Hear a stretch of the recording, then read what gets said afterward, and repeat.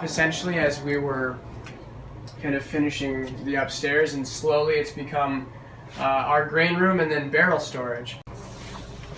These are Templeton Rye whiskey barrels. So this was our first round of the Berserker, our Russian Imperial Stout. And so now these are being used as a second use for our batch 50 barley wine.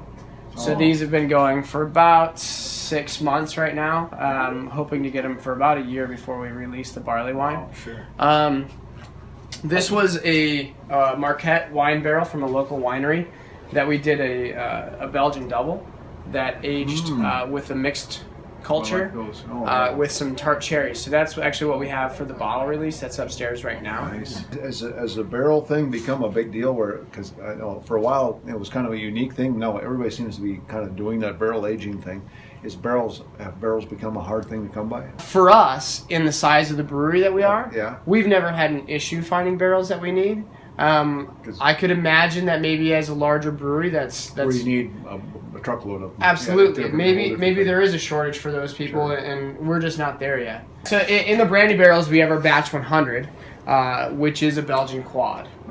So that was just brewed a couple months ago, and again, try to get about 8 months to a year out of it, and we taste as we go, which is the fun part. So it doesn't mean that we're always going to be pulling out the same amount of spirit character like the whiskey or the bourbon or brandy that was in there before. But as we move through, you'll get you can still get some of the oak character, and then once we find that we're not getting as much of that oak character that we want or some of those spirit characters, then we can always sour in it, and we can use it as a souring vessel. And that was my next question. What do you do? And so that's going to be kind of our game plan and experiment with what we can do with sours and something like this. We'd love to do a darker sour like what we have on tap, barrel aged, and see how that lends itself. In a brandy barrel, you got my heart. Hey. So the barrel that we have here, the Marquette, came from Hinterland, which is out of Clare City. Nice. Yeah, I've been there. I just wondered if it was one of our favorites. So, I was curious if it was them. Yep. So they've been great to us, and hopefully we can get more barrels from them as time goes on. Yeah. But What did you got here? Looks like you got some work. Yep, so what we did here is we took out 15 gallons of our farmer's tan as a base, and we added a mixed culture to kind of do a little bit of an experiment to see what characteristics we could pull from that yeast and the mixed culture, and we'll add some fruit to it and use it as a pilot batch, essentially. So we use local wildflower honey in some of our beers, like farmer's tan, and so that same beekeeper has got honeycomb that has been fermented, and the bees have since moved on out of that space, and so what we're going to do is try to use that wild yeast that fermented the honeycomb to ferment some of our beers. Interesting. So we're going to use that as a local wild yeast culture and grow it up and pitch that into something and play around with something that's very uniquely our area, right? It's a yeast that came from here. And you thought it was just pour some beer in a glass. So, Yeast hops done. So interesting. Very complicated. Awesome. It's something that we haven't played around with much in terms of harvesting wild yeast, but it's something that we're going to do here in the near future. So doing something like this, it's something that we haven't really heard of anybody else doing. Maybe it's happening, but I had never heard of fermented honeycomb before. No, that's new on us. So trying to use that yeast and grow that up so that we could have a pitchable volume and use it in our beer is going to be kind of fun. So everybody's dream, a cooler full of beer. So here it is, nothing too fancy, just a lot of beautiful kegs full of whiskey beer. All I heard was, hey, I hear it every time I open the door. Every time I open the door. So this is we didn't have this walk-in originally, but what we realized was that as we started filling needs at restaurants and bars in the area, that we needed some more storage. So probably 6 months into us being open, we got the additional walk-in space, and it's freed us up to move things back and forth. Nice. So it's been kind of nice, yeah. So here's the brew house. You know, so what originally when we were getting started, we wanted to do things as cheaply as possible, as maybe most startups do.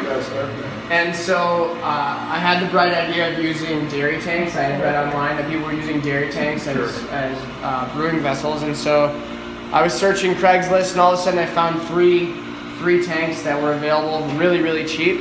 They're like, how are we going to brew beer in these? And I said, trust me, we're going to be just fine. We're going to brew great beer. They're just big stainless steel tanks like anything else. And so we cleaned them up, had a stainless steel welder weld them. And so these two tanks are originally those dairy tanks.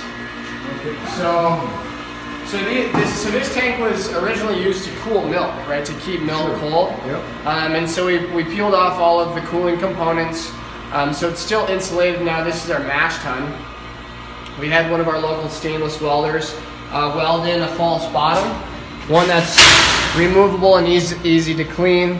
And so this has become our mash tun. So this is filled with our crushed grain, and this is where the magic happens, right? Yep. So this is where starches are converted to sugar, and the sugars that our yeast are going to eat and make our beautiful beer. So we heat our water here. All of our water that we have is reverse osmosis. So Montevideo water is really, really hard, and it's a permanent hardness that's not great for brewing. So we strip it down as bare bones as we can, and then we add back minerals for every beer. So each beer has its own mineral profile that makes it uniquely its own, right? And so we try to do that for every beer that we do. That's another thing people don't realize. Water's water, and it's not. No, you know, you said, as a home brewer, everybody tells you if the water tastes okay, it's okay to brew with. And to an extent, that's right. You're going to make something that's drinkable and maybe pretty good. But if you want something that's going to be exceptional, you have to go to the next level. And that's where beer styles came from, right? Is the different water that was available. And brewers back then knew that. They knew that this particular beer was great for brewing dark beers like a Guinness Stout, right? Or this beer is not great for stouts, but it makes a very, very nice light beer, right? So some sort of Czech Pils. And so styles were brewed based on the water that was available to the brewers at the time. For us, science is available, and we can strip water down to its bare bones, and we can add minerals back and kind of control what we do a little bit differently than brewers in history could. So slowly we're going to swap out our milk tanks for actual professional brewing equipment. But in the meantime, they're making great beer, and they're nice stainless tanks, so there's no need to. So that's kind of the hot side of the process, and then the cold side of the process is over here. I say like the magic happens there, but the magic is happening everywhere. Let me ask you about the magic happening right here. We got this thing bubbling away here. Yeah. What's going on? What's going on here, Nick? Yep. So right now, this is blow off from the fermentation that's happening in this fermenter, right? So what's happening? So yeast are eating sugars, and as they eat the sugars, they're creating alcohol and CO2. Bacteria is not getting into the tank, but CO2 is allowed to come out, right, without an open top. So we have 4 fermenters, and then the last tank is what we call a bright tank. So the bright tank is on the way to the bright tank, we introduce a fining agent. So we don't filter any of our beers. So it's essentially gravity and cold temperature that has things drop out of suspension and time, right? So we wait for things to drop out to get beers as clear as we can. So that happens in the bright tank, and then we carbonate in that tank as well, and then from there it goes into our kegs. But all of our beers run through these foam-on beer detectors, which goes through a glycol-chilled trunk line. So there's never a time where we're pouring out like pitchers of foam like they used to in old school bars. They blow a keg, you have to pour out go through 6 pitchers before you get a good beer. Still see it. As soon as foam hits this, the detector drops and beer can't go through it anymore. We hook a new keg up, we hit this dial until it fills up, and then we're serving a fresh pint right away without loss to foam, right? So it's kind of nice. There it is. Yeah. First time I've seen that. Yeah. Chad, you need one of these in your basement. Everybody needs one in their basement. Yeah, for sure. Or don't go through the trouble of having one of these in your basement and just come to Talking Waters. There you go. Perfect. There it is. I mean, that's So that's where all your cat beers come out of. the brewery right there.